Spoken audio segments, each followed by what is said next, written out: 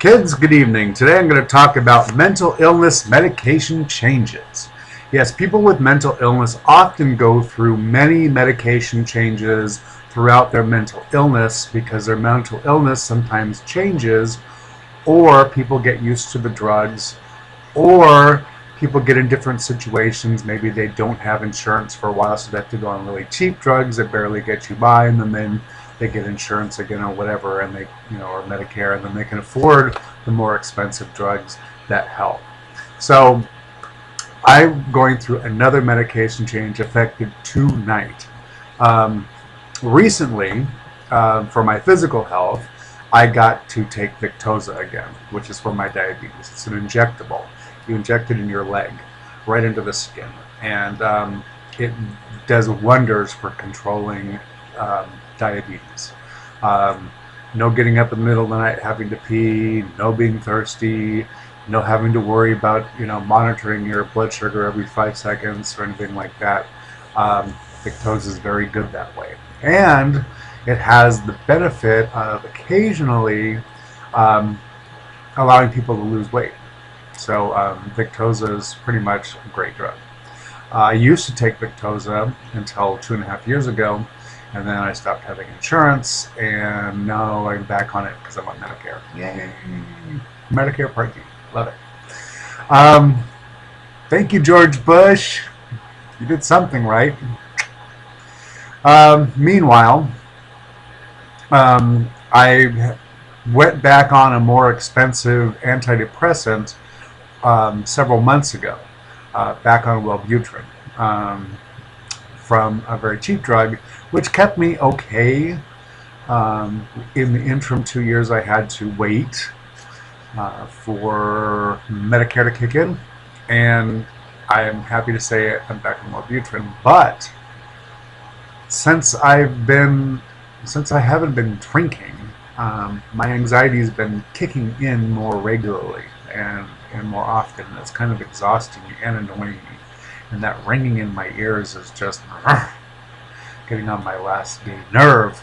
So I went to see a psychiatrist. It took me like, I think, 6 or 8 weeks for an appointment. It was quite a while, quite a wait. And I wasn't really looking forward to it. This is like my 7th psychiatrist overall in the last 31 years.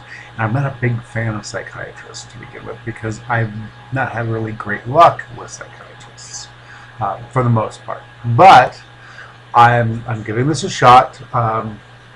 The psychiatrist is a female. She is not young, but she's not ancient.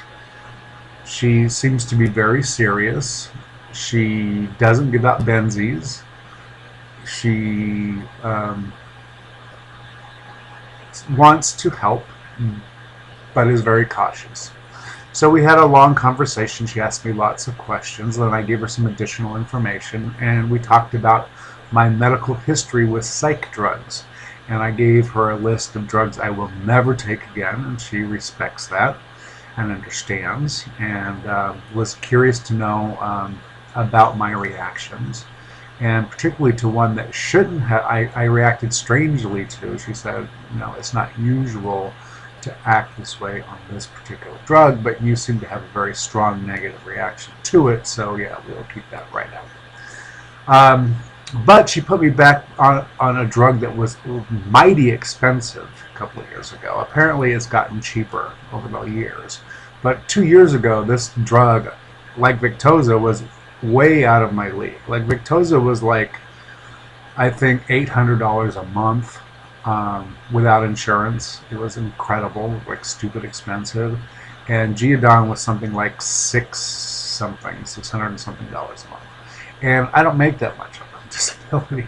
So, that would just be it. Just those 2 drugs. That would be it. And I wouldn't be able to eat or, have electricity or anything. So, obviously it was out of my reach. But now that I have Part D, Medicare Part D, I can afford this, and it's on my formulary for my healthcare provider. So, I got Geodon, and I just started it today. Now, the last time I got Geodon, the last time I was on Geodon, I was taking it twice a day, once in the morning and once at night when I first started, but I was a zombie all day long, sleeping, and I never wanted to get up. And I took it again at night, and I would sleep more. I was just sleeping around the clock. I'd get up maybe 3 hours a day. Plus, it happened to be winter, so I have seasonal affective disorder. So between my wanting to hibernate and you giving me a drug that makes me hibernate, um, yeah, I was basically, Rip Van Winkle. So I got but we changed it back then to only at night. And then when you take it at night, you take it with food, and then within like an hour, usually 25 minutes to an hour, depends, bam, you're out like a light. You take one big yawn and you're gone, pretty much. And you sleep really peacefully. It's anti-schizophrenic, but it's also used for bipolar disorder. So it's good for schizoaffective bipolar disorder, in that it will not allow, it holds back your brain's desire or the chemicals to be manic, which is something that's very dangerous for me. I'm very dangerous when I'm manic. And also it keeps hallucinations and the voices in check, so they're not always yapping away. They will yap, but not constantly like they do. So you get a good night's sleep, and you get more like chill, basically. And I'm looking forward to this. So this is my first night. I'm on a lower dose right now, and within the next month it will double the dose I'm actually taking. So you have to step up on Geodon.